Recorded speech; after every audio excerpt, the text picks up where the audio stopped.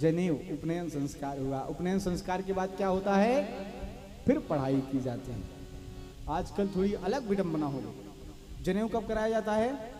ब्याह से पहले, शादी के एक दिन पहले जनेऊ किया जाता है। हम कहे अब करने से क्या फायदा भाई, हैं?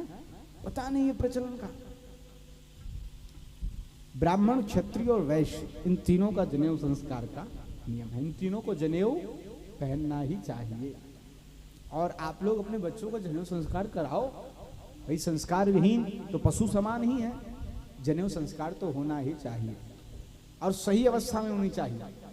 अब पता लगा लड़का 30 साल का हो गया तब जनेऊ करा रहे हो तो मत पहना, फिर रहने ही दो, वैसे बेकार हो गया। 5 वर्ष से 8 वर्ष की अवस्था में ब्राह्मण का जनेऊ हो ही जाना चाहिए। आप लोग जनेऊ नहीं पहना रहे हो, अपने बच्चों का अपने संस्कार नहीं करा रहे हो।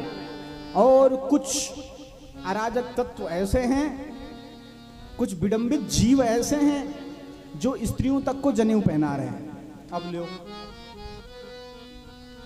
इतना पगला गया है ये समाज कि स्त्रियों को भी जनेऊ पहना रहा है।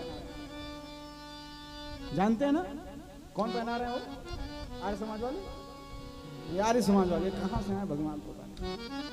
अब ये स्त्रियों को भी जनेऊ पहना रहे हैं। अरे भ्रष्ट हो जाएगा संसार महाराज, कहीं के नहीं रहोगे, कहीं के। वो हुआ ना, वो बताए भ्रष्टाचारा भा संसारा, यही हो रहा है। अरे जो करना चाहिए वो तो सिखाओ। माताओं का जो सुधर्म है, जो आचरण है, जो मर्यादाएं हैं वो करवाओ। जनेऊ पहना के क्या कर लोगे?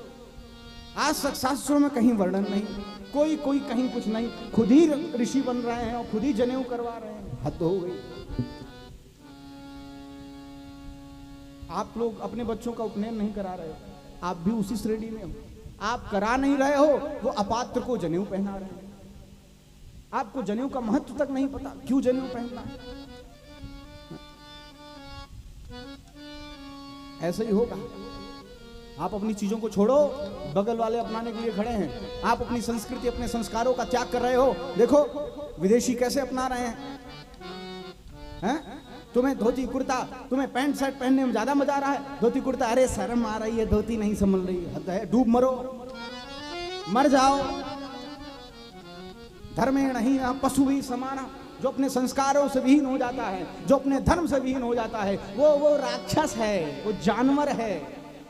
वो बस ऐसे ही जी रहा है। वो केवल अपनी माँ को कष्ट देने के लिए पैदा हुआ है। जो संस्कार और सभ्यता अपने सनातन से विहीन है, वो केवल अपनी माँ के गर्भ को कष्ट देने के लिए पैदा हुआ है, बस। और कोई उसका काम नहीं है। खाएगा पिएगा मर जाएगा बस।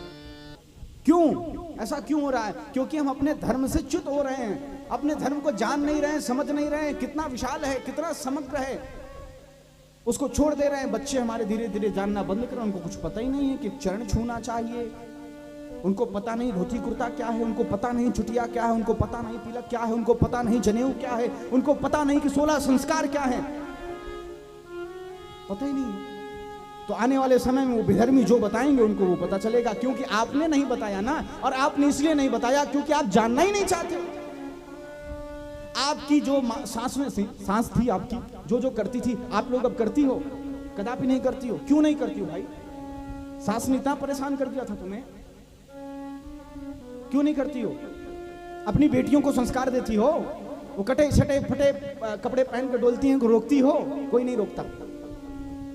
ये बहुत दुर्भाग्य की बात है बंधुओं। बहुत गंभीरता से इस विषय को लिया जाए। और ये जो स्त्रियों को जनेऊ पहना रहे हैं, ये लतेड़े जाएंगे, मारे जाएंगे। हत्थे चढ़ने की बात है। कह देना ये सारी बातें जाकर, आसपास हो तो पीट पीट के भगाना है लोगों को। स्त्रियों को जो सिखाना चाहिए वो नहीं सिखाएंगे, उनके अंदर जो संस्कार डालने चाहिए वो नहीं डालेंगे, जनेऊ पहनाएंगे। क्या कर लोगे जनेऊ? जो श्रुतियां, जो वेद, जो उपनिषद, जो गीता, जो रामायण, जो भागवत कह रही हैं, उन पर वो चलना ही नहीं चाहते हैं, न चलने दे रहे हैं। मूर्ति पूजा मानते नहीं, भगवत जो श्रुतियां गा रही हैं उसको मानते। जनेऊ पहना के क्या करा लो? क्या करवा लेना चाहते हो? केवल समाज को विडंबित करने की ये साजिश है। इन अराजक तत्वों को जड़ से उखाड़ देने की आवश्यकता है। और लोग ये पूछें कि जनेऊ पहनना है कि नहीं, आपके पास कोई प्रमाण देने के लिए मैं बैठा नहीं हूं, ना ही मैं प्रमाण दूंगा। धूर्तों को प्रमाण की आवश्यकता नहीं, उनको चप्पल की आवश्यकता है। यह व्यासपीठ यदि तुम जिज्ञासु बनकर आओगे, एक एक प्रमाण तुम्हें देगा कि किसको जनेऊ कब कैसे कहां पहनना चाहिए।